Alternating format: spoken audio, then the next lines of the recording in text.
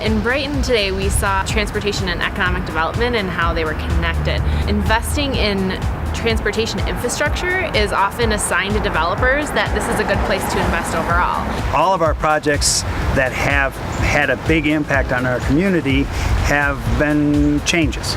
And change is sometimes feared by folks. When it comes to like roundabouts, for example, generally there's about a 2 to 3 to 1 against a roundabout before it comes in, but after it's been built, it flips. There's usually about a 3 to 4 to 1 for. Roundabouts are very good for the traveling motorist, but also for the pedestrians. When you have a signalized intersection, you've always got that high-speed potential that can cause the severe and even the fatalities.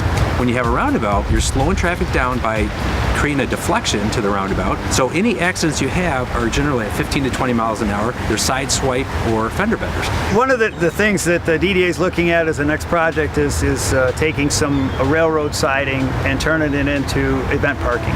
We're not going to put in an asphalt lot that ruins our mill pond every time it rains. We're going to put in a grass lot for events that will allow parking to happen on those great times of the year when we have the events, and then look pleasant and absorb some rainwater for the rest of the year. And the fact that we have a parking problem means our businesses are prospering, the restaurants are full, the shops are selling stuff, and it's a great problem. Off-road extensions and pedestrian walkways has allowed businesses to be able to expand out and offer outdoor cafes, to increase gathering places, not only in the public places but in private places also.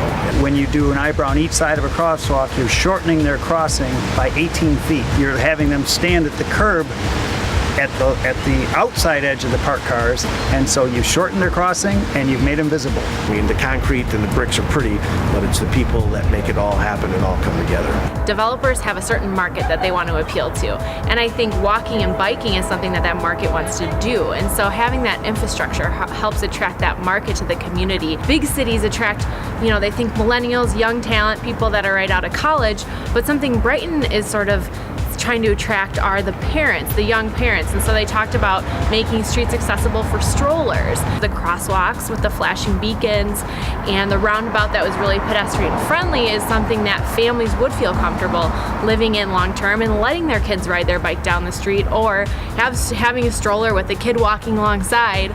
There's enough room for that, and it's accessible in a way that they can do that in Brighton. Maybe we're looking at a stroller revolution.